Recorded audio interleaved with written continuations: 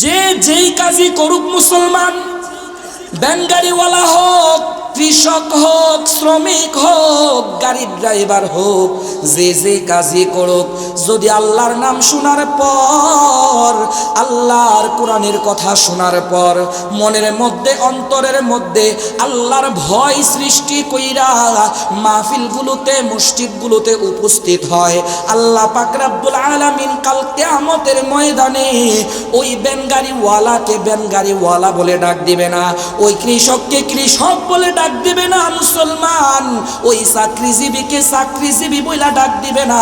আল্লাহ পাক রব্বুল আলামিন ওই ভয়ওয়ালা ব্যক্তিকে কিয়ামতের ময়দানে মুমিন বইলা ডাক দিবে। চিল্লায়া বলেন সুবহানাল্লাহ। ও মুসলমান, একটা ঘটনা প্রসিদ্ধ, আমরা অনেকেই শুনছি। জগৎ বিখ্যাত তাবিঈ হযরতে আব্দুল্লাহ ইবনে মুবারক রাহমাতুল্লাহি আলাইহি অনেক বড় আবেদ ব্যক্তি ছিলেন। উনি জগৎ বিখ্যাত তাবিঈ একজন ব্যক্তি ছিলেন, অনেক আমলওয়ালা ব্যক্তি ছিলেন। তিনি মৃত্যুবরণ করলেন। তিনার মৃত্যুর পর তার এলাকার একজনে স্বপ্ন দেখলো সে অনেক বড় একটা জান্নাতের মালিক হয়েছে।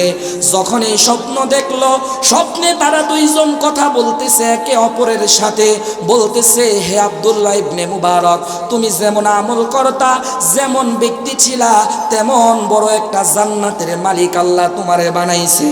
আব্দুল্লাহ ইবনে মুবারক বলে, না না না, আমি যে ইবাদত বন্দিগি করছি ওই ইবাদত বন্দিগি অনুযায়ী জান্নাত পাই নাই। আমার চাইতে কম ইবাদত বন্দিগি কইরা, আমার চাইতে কম আমল কইরা আমার পাশের বাড়ির এক কামার আমার চাইতে অনেক বড় জান্নাতের মালিক হয়েছে। চিল্লায়া এখন সুবহানাল্লাহ। ও মুসলমান, এই স্বপ্নটা যখন দেখলো, ঘুম ভাঙার পরে সাথে সাথে কামারের বাড়িতে গেল। কামারের বাড়িতে যায় জিজ্ঞাসা করলো, আপনার স্বামীর কি গুণ ছিল যেই গুণের কারণে আব্দুল্লাহ ইবনে মুবারক এত আবেদ ব্যক্তি ছিল, তার চাইতে বড় জান্নাতের মালিক আপনার স্বামীকে আল্লাহ বানাইছে? তার স্ত্রী বলতেছে, আমার স্বামীর তেমন বড় কোনো গুণ ছিল না। আমার স্বামী সারা রাত লোহা পিটাইতো, দা খন্তি কোরাল বানাইতো, সারা রাত আগুনের পাড়ে বৈশা যখন দা খন্তি কোরাল বানাইতো, তখন আব্দুল্লাহ ইবনে মুবারক তার বাসার ছাদের মধ্যে ইবাদত বন্দিগি করত। আমার স্বামী যখন দেখতো সে ইবাদত বন্দিগি করতেছে, আমার স্বামী পাশে দাঁড়াইয়া দূর থেকে দেখতো আর আফসোস করতো, বলতো, হে আল্লাহ, তুমি তো আমারে গরিব বানাইছো, তার মতো ধন সম্পদ তো আমার নাই, এইটা নিয়ে আমার কোনো অভিযোগ নাই, কিন্তু গো আল্লাহ, তুমি যে আমারে কামার বানাইছো, রিজিক অন্বেষণের জন্য যে আমি ইবাদত বন্দিগি করতে পারতেছি না, তোমার নিকট একটা আবদার, আল্লাহ গো, কাল কিয়ামতের ময়দানে তুমি আমাকে কামার বইলা ডাক দিও না, কামার বইলা ডাক দিও না। বুঝছেন নি কথা? এইটাই বুঝাইতে চাইতেছি, যারা রিক্সাওয়ালা আছে, চাকরিজীবী আছে, বাজারের মধ্যে ঘোরাফেরা করতেছে, এখানে আসলে মনে হয় তাদের ক্ষতি হয়ে যাইব। ক্ষতি হয়ে যাইব। আমাদের ধর্ম কি? ইসলাম। আমরা কি? মুসলমান। ৯৫% মুসলমানের দেশে এই বাজারের মধ্যে এই ছোট্ট একটা ফ্যান্ডেল বড়া কোনো ব্যাপার না, যদি ইমানি অনুভূতি মানুষের ভিতরে থাকে। কথা বলেন ঠিক কিনা? ইমানি অনুভূতি থাকলে কোনো ব্যাপার না। তো একজন কামার হইয়া ইবাদত বন্দিগি যে করছে, তার চাইতেও বড় জান্নাতে গেছে। কি জন্যে? সে তো ইবাদত বন্দিগি করতে পারতো না, কিন্তু কি করত? আফসোস করত। কি করত ভাই? আফসোস করত। তার ভিতরে আরেকটা গুণ ছিল, সেই গুণটা হইল, যখন আল্লাহর মসজিদের মধ্যে, আল্লাহর ঘরের মধ্যে আল্লাহর ডাক হইতো, আজান হইতো, তার কানের মধ্যে আওয়াজ আসতো, সাথে সাথে কাজ বন্ধ কইরা ওই মসজিদের মধ্যে আল্লাহর ডাকে সাড়া দিয়া চইলা যাইতো। একটা মিনিটও দেরি করতেন না ওই কামার। ও মুসলমান, কয়টা গুণ ছিল? 2টা গুণ। 1 নম্বর গুণ ছিল, সে ইবাদত ইবাদত বন্দিগি না করতে পারলেও আফসোস করত। কিন্তু আমগর বর্তমান সমাজের অবস্থা, আমাদের বর্তমান সমাজের অবস্থা হইল, যারা ইবাদত বন্দিগি করে, যারা সুন্নত তরিকায় চলে, যারা কোরআন হাদিসের কথা বলে, যারা ইসলামপন্থী, ইসলামের কথা বলে, ইসলামের পথে চলে, তাদেরকে তাদের আমল দেখা আফসোস করবে তো দূরের কথা। আমাদের সমাজের মধ্যে এমন অনেক মানুষ আছে আরো শুধু আঙ্গুল দেওয়ার চেষ্টা করে। কথা বলেন ঠিক কিনা? আছে না নাই? ঘরের লোকদের সাথে পারে না, ভাইয়ের সাথে পারে না, বাইস্তার সাথে পারে না, এবং কি সন্তানের লগেও পারে না, যায়া লাগে মাদ্রাসার হুজুরের লগে। কথা কোন ঠিক কিনা? আছে না নাই আমগর সমাজের মধ্যে? এই সমাজে না থাকলেও অনেক জায়গায় আছে। নিজের বাইস্তা আত্মীয় স্বজন অনেকের সাথে পারে না, শেষ পর্যন্ত যাইয়া নিজের আমলের কথা চিন্তা না কইরা, আমি কতটুকু আমল করতেছি এইটা চিন্তা না কইরা যায় হুজুরের পিছনে লাগে। আছে না নাই?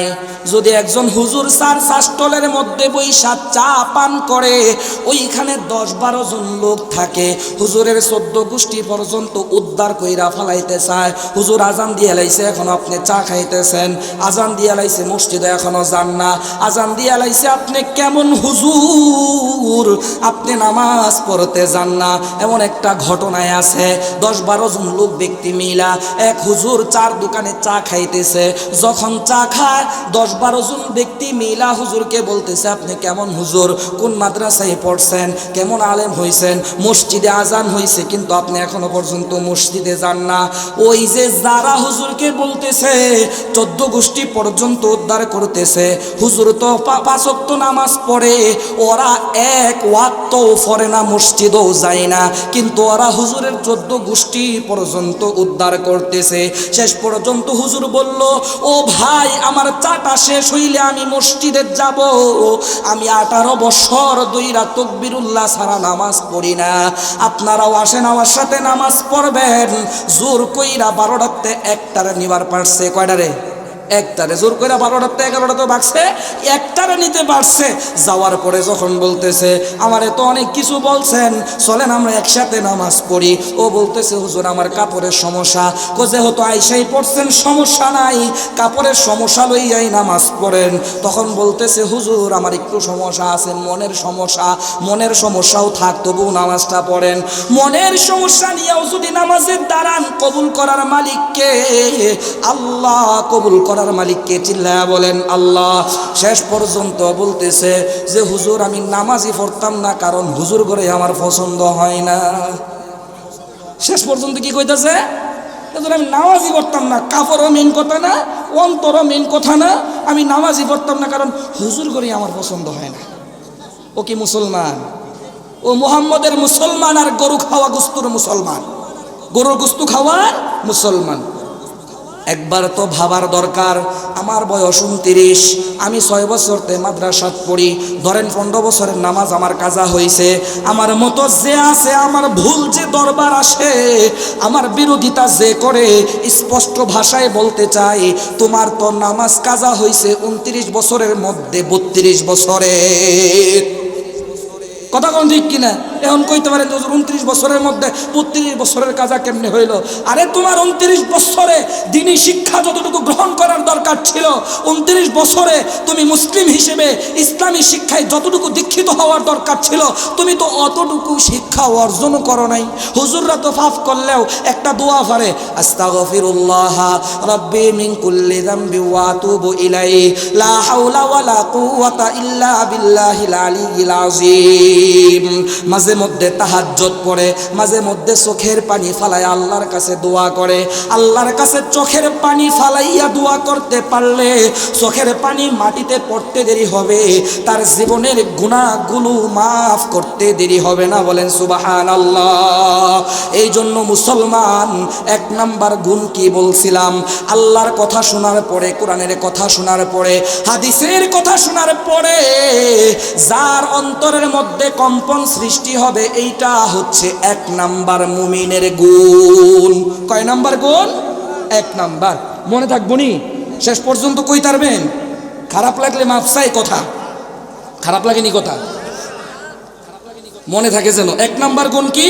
যে আল্লাহর কথা যেখানে হবে অন্তরের মধ্যে ভয় ভীতি সৃষ্টি হবে। দুই নাম্বার গুণ, আল্লাহ পাক রব্বুল আলামিন বলেন, ইন্নামাল মুমিনুনা আল্লাযীনা ইযা যুকিরাল্লাহু ওয়াজিলাত কুলুবুহুম ওয়া ইযা তুলিয়াত আলাইহিম আয়াতুহু যাদাতুহুম ঈমানা। যার কানের ভিতরে কোরআনের আওয়াজ ঢুকে, যার কানের ভিতরে কোরআনের কথা যায়, তার ভিতরে ঈমান বৃদ্ধি করে দেন কে? আল্লাহ। এটা দুই নাম্বার গুণ, এটা দুই নাম্বার গুণ। এটা কয় নাম্বার গুণ? দুই নাম্বার গুণ। অর্থাৎ কোরআনকে ভালোবাসা, কোরআন তেলাওয়াতকে ভালোবাসা, কোরআন তেলাওয়াত শ্রবণকে ভালোবাসা, কোরআনের কথাকে ভালোবাসা, কোরআনের মজলিসকে ভালোবাসা, কোরআনের মজলিসকে পছন্দ করা। কোরআনের আওয়াজ কানের মধ্যে যত যাইবে তত ঈমান বৃদ্ধি করে দিবেন কে? চিল্লায়া বলেন কে? মক্কার মধ্যে ঘোষণা হইল, ফেরাউন, উতবা, সাইবা, কাফেররা ঘোষণা করলো, লা তাসমাউ লিহাদাল কুরআন। কাফেররা আস্তে আস্তে বেশি বেশি মানুষ মুসলমান হইয়া যাইতেছে। কিসের বরকতে? কোরআনের বরকতে। যার কানের ভিতরে কোরআনের একটা আয়াত ঢুকে, সেই মুহাম্মদের কালেমা পইরা মুসলমান হইয়া যায়, ঈমান আনয়ন করে। কারণ কোরআনের তেলাওয়াত যদি এই কান দিয়া ঢুকে, বুকের মধ্যে ঈমান বৃদ্ধি করে দিবেন কে? মক্কার মধ্যে ঘোষণা হইল, লা তাসমাউ লিহাদাল কুরআন। তোমরা কেউ কোরআন শুনবা না, কোরআন শ্রবণ করবা না।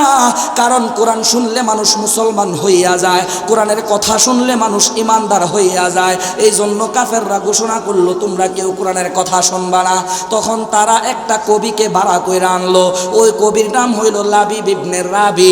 লাবিব ইবনে রাবি কবিকে ভাড়া কইরা আইনা ওই আরবের সময়ে, আরবের মধ্যে কাফেররা বলতেছে, আমাদেরকে এমন একটা নকল কোরআন বানাইয়া দাও, যে কোরআন মুহাম্মদ তেলাওয়াত করে, এমন একটা নকল কোরআন আমাদেরকে বানাইয়া দাও। এমন একটা কোরআন বানাইয়া দাও যেমন কোরআন মুহাম্মদ তেলাওয়াত করে। ওই কবি বলতেছে, এমন নকল কোরআন বানাইতে গেলে তো ওইটার তেলাওয়াত আমাদেরকে শুনতে হবে, আমাকে শুনতে হবে, তারপরে নকল করতে পারবো।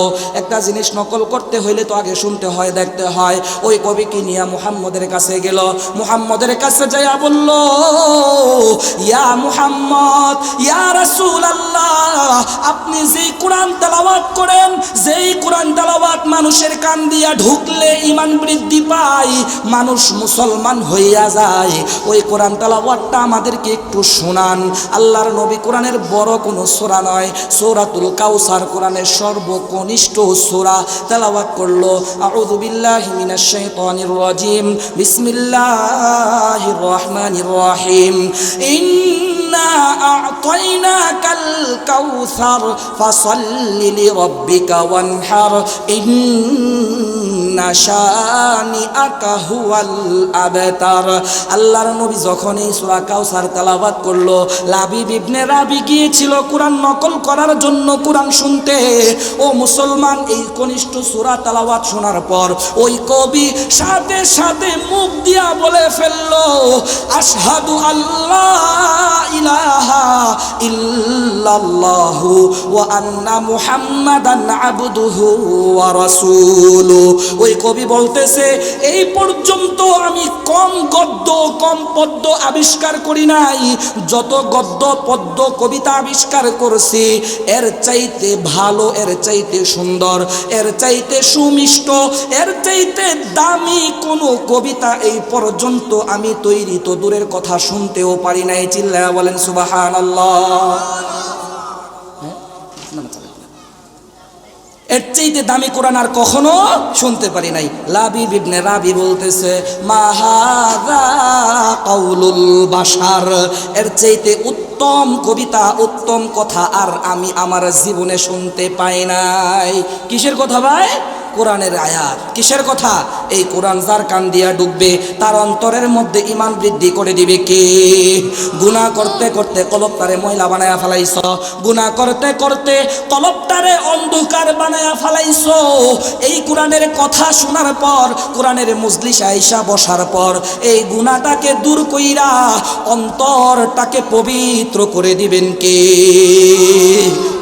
আল্লাহ তো কইরা দিব, কিন্তু এখানে একটা কথা আছে। কথাটা জানেন কি? অনেক মাহফিলের মধ্যে গিয়া দেখি সামনে 2-4 জন মানুষ এমন আগ কইরা বইয়া থাকে, মানে হা কইরা বইসা থাকে, হুজুরে উল্টা পাল্টা কিছু কয় কিনি ভুল ধরার লেগা। আছে না নাই? মিছা কথা কইতাছি? হেদায়েতের নিয়তে শুনতে হবে। কিসের নিয়তে? কিন্তু হুজুরে উল্টা পাল্টা কিছু কয় কি না এই নিয়তে যদি শুনেন তাহলে কি আল্লাহ হেদায়েত দিব? আপনি আধা ঘন্টা শোনার পরে হুজুরের ভুল ধরারই তৌফিক দিব। কথা কি ঠিক আছে নি? কিসের জন্য শুনতে হবে? হেদায়েতের নিয়তে। কোরআন এমন দামি একটা সম্পদ।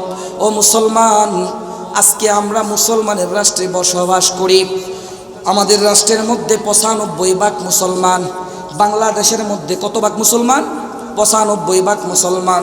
95% মুসলমানের মধ্যে ফরজে আইন ছিল কমপক্ষে যেন 90% মানুষ সহি শুদ্ধভাবে কোরআন পড়তে পারে। কথা বলেন ঠিক কিনা? দরকার আছিল না নাই? কিন্তু পারেনি, পারে না। আমাদের সমাজের মধ্যে স্কুল, কিন্ডারগার্টেন, প্রাইমারি স্কুল, প্রাথমিক স্কুলের অভাব নাই। আমি ভালো কইরা বুঝাইয়া বলি, কোনো স্কুলের বিরোধিতা আমি করি না, কিন্তু মুসলমান হিসেবে ওই স্কুলের আগে আমরা মুসলমান হিসেবে, ওই কিন্ডারগার্টেনের আগে আমরা মুসলমান হিসেবে, ইংরেজির আগে আমরা মুসলিম হিসেবে, ওই গণিতের আগে আমরা মুসলিম হিসেবে, ওই সমাজ বিজ্ঞান, ভূগোল, ইতিহাস সব কিছুর আগে সর্বপ্রথম শিক্ষার দরকার কোরআন। কথা বলে প্রথম কি শিক্ষার দরকার? আমি চিল্লাইতেছিও না, মন থেকে বলতেছি কথাগুলা।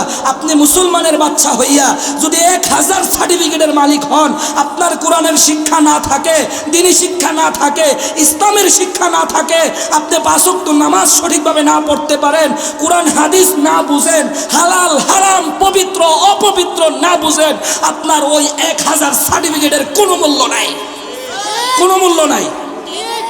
গরু ছাগলেও পেশাব কইরা পানি লয় না, আজ্ঞাও পানি লয় না, লেদাও পানি লয় না। গরু ছাগল আজ্ঞা মুত্তা ওযু করে না। আল্লাহর কোরআনের স্পষ্ট ভাষা, যেই ব্যক্তি সঠিকভাবে ওযু আদায় না করতে পারে তার মধ্যে আর ছাগলের মধ্যে কোনো পার্থক্য নাই। আপনি ইঞ্জিনিয়ার হন, আপনি বড় ডাক্তার হন, আমার কথা ভুল মনে হইলে আমার সাথে বসেন, আপনারে বুঝাইয়া দেই। উলাইকা কাল আনআম বাল হুম আদাল উলাইকা হুমুল গাফিলুন। আল্লাহ পাক বলেন, তারা চতুষ্পদ জন্তুর মতো, যাদেরকে চক্ষু দিছি চোখ দিয়া সঠিকটা দেখে না, মুখ দিছি মুখ দিয়া সঠিকটা বলে না, কান দিছি কান দিয়া সঠিকটা শুনে না, অন্তর দিছি অন্তর দিয়া সঠিকটা বুঝে না, চিন্তা করে না। তারা হচ্ছে চতুষ্পদ জন্তুর চাইতেও অধম। ও মুসলমান, আপনি যদি ফরজ গোসলটা ঠিক মতো না করতে পারেন, ও মুসলমান আপনি যদি সঠিকভাবে ওযুটা না করতে পারেন, ও মুসলমান আপনি যদি কোরআনটা সহি শুদ্ধভাবে না পড়তে পারেন, যত বড় ইঞ্জিনিয়ার আপনি হন, যত বড় ডাক্তার হন, একজন মুসলিম হিসেবে আপনার মধ্যে ছাগল গরুর মধ্যে আর কোনো পার্থক্য নাই। মিছা কথা কইলাম? কথা কি গায়ে লাগে? কথা কি গায়ে লাগেনি? একটা বার চিন্তা করে দেখেন, মুসলমানের রাষ্ট্রে আমরা বসবাস করি, এখনো পর্যন্ত যদি কোথাও আমরা জানাজার নামাজ পড়তে যাই, আমরা যে যাই, সামনের কাতারটা একজন ডাক দিয়া কইয়া দেয়, হুজুর জানাজার নামাজের নিয়মটা কইয়া দেন। কয় কি না? উনি কি হিন্দুরা যায় জানাজার নামাজ পড়তে? যারা যায় ওইখানে কি হিন্দু থাকে? সব কি থাকে? সব মুসলমান থাকে। তো সব মুসলমান থাকার পরে বাবা মার জানাজার সময়, আত্মীয় স্বজনের জানাজার সময়, জানাজার নিয়তটা, জানাজার নামাজের নিয়মটাও যদি বইলা দেওয়া লাগে, তাহলে ওই মুসলমানের মধ্যে আর গরু ছাগলের মধ্যে আপনি পার্থক্য করে দেখান দিন, আছে? নাই। তো ভাই, কোরআনের কথা বলতেছি, এই কোরআনগুলা কই শিক্ষা দেওয়া হয়? কই শিক্ষা দেওয়া হয়? এই মাদ্রাসাগুলোতে। এই মাদ্রাসাগুলোতে। আমি কোনো স্কুলের বিরোধিতা করছি? স্কুল তো ভালো, খারাপ না, কিন্তু স্কুলের মধ্যে দিনই শিক্ষা দেখ, হাট্টিমা টিম টিম বাদ দেখ। হায়াতুল হায়াওয়ান কিতাবের মধ্যে আসছে, হাট্টিমা টিম টিম তারা মাঠে পারে ডিম, তাদের খাড়া 2টা শিং। এই যে একটা কবিতা ছোট বাচ্চাদেরকে শিক্ষা দেওয়া হয়, যেই প্রাণীর শিং আছে ওই প্রাণী কিয়ামত পর্যন্ত ডিম পারতো না। কোন সিংহলা পানি এই পর্যন্ত দেখছেন ডিম পারছে? তো ছোট বাচ্চাদেরকে শেখানো হয়, হাট্টিমা টিম টিম তারা মাঠে পারে ডিম, তাদের খাড়া 2টা শিং। এটা সত্য না মিথ্যা?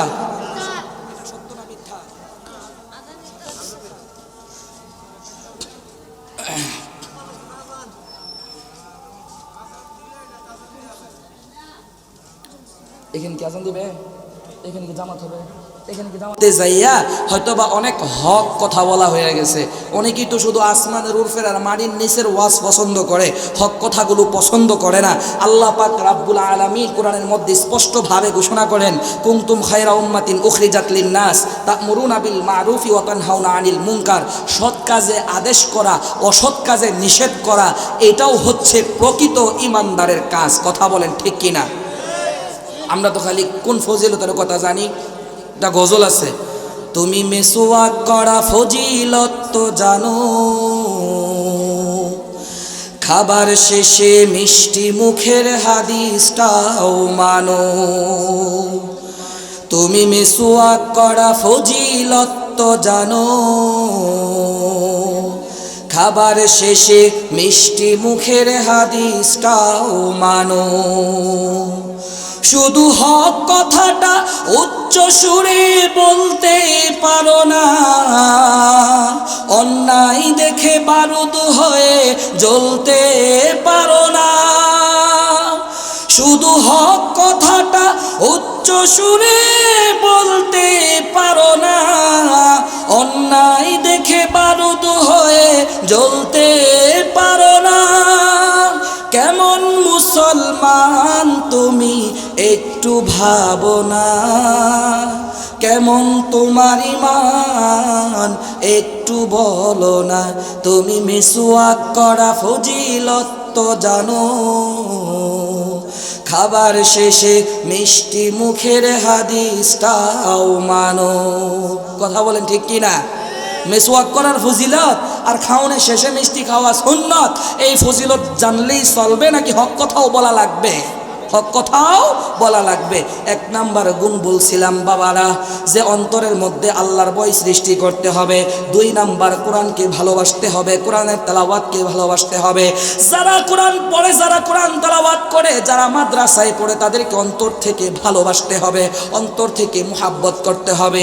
এই আসমানের নিচে আর মাটির উপরের মধ্যে আল্লাহর নবীর হাদিস অনুযায়ী যদি উত্তম ব্যক্তি, উত্তম বান্দা হিসেবে আল্লাহর নিকট কেউ থাকে, তারা হচ্ছে যারা মাদ্রাসায় পড়া আর পড়ে তারা। কথা বলেন ঠিক কিনা? আল্লাহর নবী বলেন, খায়রুকুম মান তাআল্লামাল কুরআনা ওয়া আল্লামা। তোমাদের মধ্যে সর্ব উত্তম ওই ব্যক্তি যিনি কোরআন মাজিদ শিক্ষা করে এবং অন্যকে শিক্ষা দেয়। আর এই কোরআন মাজিদগুলো শিক্ষা দেওয়া হয় এই ছোট্ট ছোট্ট কওমি মাদ্রাসাগুলোতে। ও মুসলমান, আজকে দেখা যায় আমাদের সন্তানরা বাবা মাকে সহ হত্যা করে ফেলে। এর একমাত্র কারণ হইল এই মাদ্রাসাগুলোতে দিয়া দিনী শিক্ষায় শিক্ষিত না করা। কথা বলেন ঠিক কিনা? এই মাদ্রাসাগুলোতে দিয়া যদি দিনী শিক্ষায় আপনার সন্তানকে শিক্ষিত করতে পারেন, দিনী শিক্ষায় আপনার সন্তানকে শিক্ষিত কইরা তুলতে পারেন, সে একবেলা না খায়া থাকলেও আপনার সন্তান কখনো বাবা মায়ের গায়ে হাত তুলবে না। কথা বলেন ঠিক কিনা? মাদ্রাসায় পড়ে আলেম বানাইলে হয়তোবা টাকা কম কামাইবো, ধন সম্পদ কম হইব, ডাক্তার, ইঞ্জিনিয়ার, পুলিশ, ব্যারিস্টার, জজ হইতে পারবো না, কিন্তু কোনোদিন বাবা মায়ের গায়ে হাত তুলবো না। কথা ঠিক আছে নি? তিন নাম্বার গুণ, সদা সর্বদা ভরসা রাখতে হবে আল্লাহ তাআলার উপর। আল্লাহ পাক রব্বুল আলামিন তিন নাম্বার গুণের কথা বলেন, ওয়া আলা রাব্বিহিম ইয়াতাওয়াক্কালুন। সময় অতি স্বল্প, এই জন্য সংক্ষিপ্ত করতেছি মুসলমান। এক নাম্বার গুণ অন্তরে আল্লাহর ভয় সৃষ্টি করা। দুই নাম্বার গুণ কোরআন তেলাওয়াতকে ভালোবাসা, কোরআনওয়ালাদেরকে ভালোবাসা। তিন নাম্বার গুণ হচ্ছে আল্লাহ পাক রব্বুল আলামিনের উপর সদা সর্বদা ভরসা রাখা। আমরা মুসা ফেরাউনের কাহিনী শুনছি, যখন নীল নদের কাছে গেছে, যখন ফেরাউনের বাহিনী পিছনে মুসা নবীকে বেষ্টন কইরা ফালাইছে, তখন ফেরাউনের বাহিনী ডাইকা মুসা নবীকে বলতেছে, এখন তুমি কি করবা, কই যাইবা, কেডা বাঁচাইব?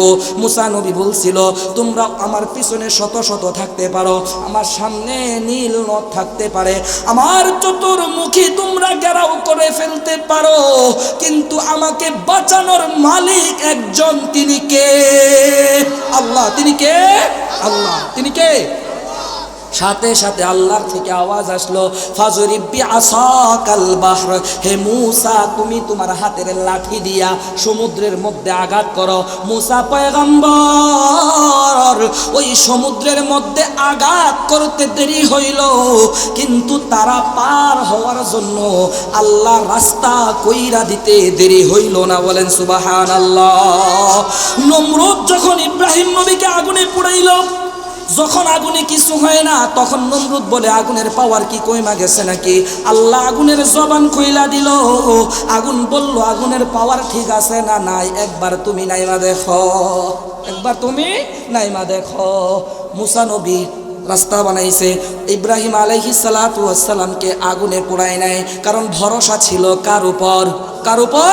আল্লাহর উপর। হযরতে ইউসুফ আলাইহিস সালাতু ওয়াস সালামের সাথে যখন জুলেখা আকাম কুকাম করার জন্য 7টা গেটের ভিতরে আটকাইছে, ইউসুফ আলাইহিস সালাতু ওয়াস সালাম দৌড় দিছে, একের পর এক গেট খুইলা দিছেন কে? এই জন্য কবি বলেন, মুসার মতো ঈমান হলে রাস্তা হবে সমুদ্রের জলে, মুসার মতো ঈমান হলে রাস্তা হবে সমুদ্রের জলে। ইউসুফের মতো ঈমান হলে একে একে দরজা খুলে, ইব্রাহিমের মতো ঈমান যদি থাকে বিদ্যমান, খুশনসিবে দেখতে পাবে আগুনের মধ্যেও এসির মান। কথা বলেন ঠিক কিনা? সব কিছুর মালিক কে? সব কিছুর উপর ভরসা করতে হবে কার উপর? কারো ভরসা করিস নে তুই, এক আল্লাহর ভরসা কর। কবি নজরুলের কবিতা, আমাদের জাতীয় কবি।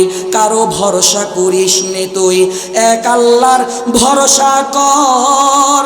আল্লাহ যদি সহায় থাকে, আল্লাহ যদি সহায় থাকে, ডর কিরে তোর কিসের ডর?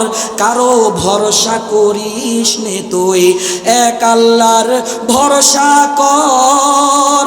রাজার রাজা বাদশাহ যিনি, গোলাম হ তুই সেই খুদার। রাজার রাজা বাদশাহ যিনি, গোলাম হ তুই সেই খুদার। ওরে বড় লোকের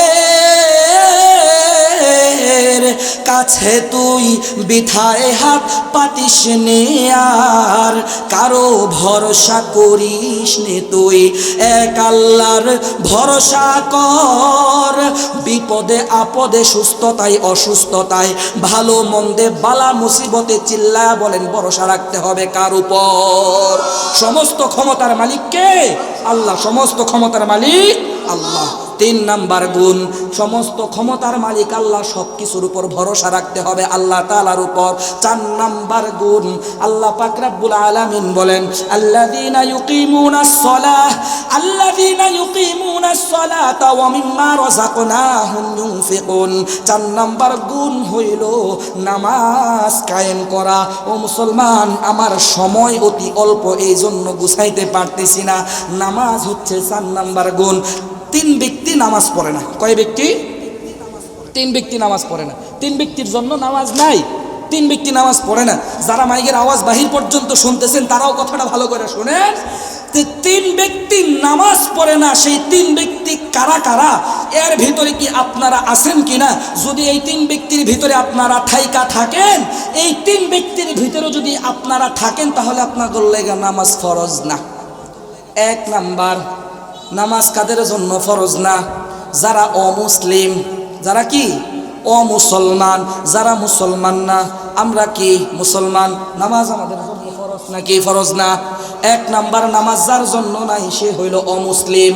2 নাম্বার, যার জন্য নামাজ নাই তিনি হচ্ছে পাগল, মাতাল, অচেতন, তার জন্য কোনো নামাজ নাই। কেডা? 1 নাম্বার অমুসলিম। 2 নাম্বার কে? পাগল, মাতাল, অচেতন। 3 নাম্বার হইছে মরা মানুষ, যে ব্যক্তি মরে গেছে। 3 নাম্বার কে? যে ব্যক্তি মারা গেছে। পাগল, মাতাল, অচেতন 1। 2 নাম্বার হচ্ছে অমুসলিম। 3 নাম্বার হচ্ছে মরা মানুষ। এই 3 শ্রেণীর মানুষ ব্যতীত যারা আছে সবার জন্যই নামাজ ফরজ করছেন কে? আল্লাহ। এখন আমগো সমাজের মধ্যে, আমগোর বাজারের মধ্যে, আমগোর মহল্লার মধ্যে, আমগোর এলাকার মধ্যে এই 3 শ্রেণীর লোক ছাড়া আরো লোক আছে না নাই নামাজ পড়ে না? কথা কোন দি? যদি নামাজ না পড়ে তাহলে তাদেরকে বুঝা নিতে হইব হয়তো পাগল মাতাল অচেতন, আর নয়তো মরা, আর নয়তো অমুসলিম। এই 3 শ্রেণীর ব্যক্তির জন্য নামাজ নাই। মুসলমান বারবার বলতেছি বাবারা, আমার হাতে পায়ে দইরা বলি, আল্লাহর নবী বলেন মান তারাকা সালাতান মুতাআম্মিদান ফাকাদ কাফার। এই মুসলমান এবং কাফেরদের মধ্যে পার্থক্য হচ্ছে নামাজ। আমি আপনার সন্তানের মতো, আপনাদের সন্তানের মতো একটা সপ্তাহ আল্লাহর রাজি খুশির জন্যে মনোযোগ দিয়া নামাজ 5 ওয়াক্ত পড়া দেখেন, আপনার জীবনের অনেক গুনার কাজ কমাইয়া ফেলতে পারবেন। আপনি না, আল্লাহ নিজেই কমাইয়া দিব। দায়িত্ব হইছে আল্লাহর। কার? আল্লাহ। দায়িত্ব হয়েছে কার?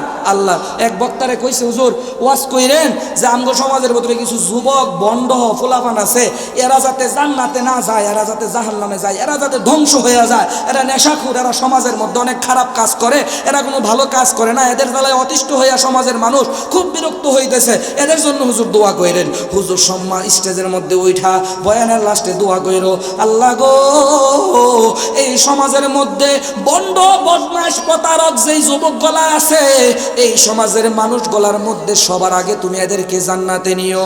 হুজুর কি দোয়া করছে? সবার আগে যাতে এরা জান্নাতে যায়। তো হুজুরে তো ধরছে যে হুজুর দোয়া করলাম ধ্বংসের লেগা, আপনি দোয়া করলেন জান্নাতের লেগা। হুজুর বলতেছে বাবা গো, যদি আমার দোয়া আল্লাহ কবুল করে সে জান্নাতি হয়, তারে আল্লাহ জান্নাতের জন্য কবুল করে, ওই জান্নাতি ব্যক্তির দ্বারা আর কোনো খারাপ কাজ সমাজের মধ্যে হবে না, হবে না। ও মুসলমান, 5 ওয়াক্ত নামাজ আমাদের জন্য ফরজ করা হয়েছে। বর্তমান সময়ে আপনার সন্তানের বয়স অনেক হইয়া যায়, আপনার সন্তান 15 বছর 20 বছর পার করে, শীতের মধ্যে ঠান্ডার মধ্যে উঠান না নামাজের লেগা, আমার সন্তানের কষ্ট হইব। ও মুসলমান, আপনার মতো পাগল, আপনার মতো বেয়াকুব আর দুনিয়াতে আসমানের নিচে মাটির উপরে কেউ নাই, কেউ নাই, কেউ নাই। 1 নাম্বার গুণ কি বলছিলাম? আল্লাহর ভয়ে অন্তরের মধ্যে কম্পন সৃষ্টি করা। 2 নাম্বার গুণ আল্লাহর কোরআনকে ভালোবাসা, কোরআন তেলাওয়াত শ্রবণকে ভালোবাসা। 3 নাম্বার গুণ সদা সর্বদা সব সময় ভরসা রাখতে হবে কার উপর? বিএনপির নেতার উপর, আওয়ামী লীগের নেতার উপর, জামাত ইসলামের উপর। একটা কথা আল্লাহর কসম কইরা বইলা যায় শেষ বেলায়, বর্তমান সমাজের শিক্ষিত পাগল ছাগল কিছু মানুষ আছে যারা নেতাকে নিয়ে যেই পরিমাণ ভাবাভাবি করে, নেতার সুনাম যেই পরিমাণ গায়, নেতার স্লোগান যেই পরিমাণ দেয়, নেতার পিছনে যেই পরিমাণ সময় নষ্ট করে, নেতার পিছনে যেই পরিমাণ গুণগান গায়, এই পরিমাণ যদি আল্লাহকে পাওয়ার জন্য করত, নবীর ভালোবাসার জন্য করত, সে বিএনপির পদ না পাইলেও জান্নাত পাইয়া যাইতো। সিল্লা এখন ঠিক কিনা? কম হয় একটা পদের জন্য জায়গা জমিন বেচা হইলেও টেহা দিয়া তার পদ লাগবো, যে দল ক্ষমতায় থাকে তার নাম কি? তার মুসলমান। মুসলমান হইয়া কাকে পাগল করতে হবে? আল্লাহকে। পাগলের মতো কাকে ভালোবাসতে হবে?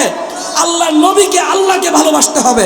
আপনি যা বলছেন নেতার পিছে, নেতার লগে ছবি দিয়া ফেসবুকে ছাড়েন, মনে হয় যে নেতার লগে ছবি দিয়া ফেসবুকে ছাড়লে কব্বরে গেলে জিগাইব তোমার নেতা কে ছিল। যদি জিয়াউর রহমান কয়, বঙ্গবন্ধু কয়, ফেরেশতারা কি কইব? যাও জান্নাতে যাও, কইব নি? কইব? কারো গায়ে লাগায় না কথাটা, আর লাগলেও কিছু করার নাই।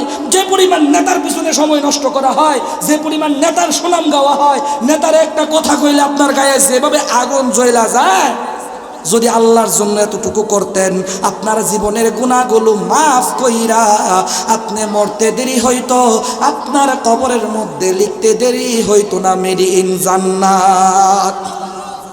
বুঝছেন নি কথা? কথা কি মিছা কইলাম? তো 4 নাম্বার গুণ 5 ওয়াক্ত নামাজ সঠিকভাবে পড়তে হবে। 5 নাম্বার গুণ আল্লাহ আপনাকে যতটুকু সাধ্য দিছে, আল্লাহ আপনাকে যতটুকু তৌফিক দিছে, আল্লাহ আপনাকে যতটুকু ধনী বানাইছে, আপনার সম্পদ থেকে খরচ করবেন আল্লাহর রাস্তায়। আপনার সম্পদ থেকে কোথায় খরচ করবেন? আল্লাহর রাস্তায়। এটা হচ্ছে 5 নাম্বার গুণ। এই 5টা গুণ যার ভিতরে থাকবে, আল্লাহ পাক রব্বুল আলামিন ঘোষণা করেন উলাইকা হুমুল মুমিনুনা হাক্কান হাক্কা, প্রকৃত সফল মনোনীত আল্লাহর পছন্দের মুমিন, সত্য মুমিন সে। এই 5টা গুণ যার ভিতরে থাকবে তার জন্য পুরস্কার রয়েছে কি? উলাইকা হুমুল মুমিনুনা হাক্কা লাহুম দারাজাতুন ইনদা রাব্বিহিম ওয়া মাগফিরাহ, লাহুম দারাজাতুন ইনদা রাব্বিহিম ওয়া মাগফিরাতু ওয়া রিজকুন কারীম। আল্লাহ আপনার জীবনের সমস্ত গুনাহগুলো মাফ কইরা আপনাকে সম্মানের রিজিকের ব্যবস্থা করে দিবেন। লাহুম মাগফিরাতু ওয়া রিজকুন কারীম, সম্মানের রিজিক দান করবেন আপনাকে আল্লাহ তাআলা। এই জন্য ভাই 5টা গুণ কোরআন হাদিস থেকে যে বললাম, যতটুকু সম্ভব আমরা সদা সর্বদা পালন করার চেষ্টা করব ইনশাআল্লাহ।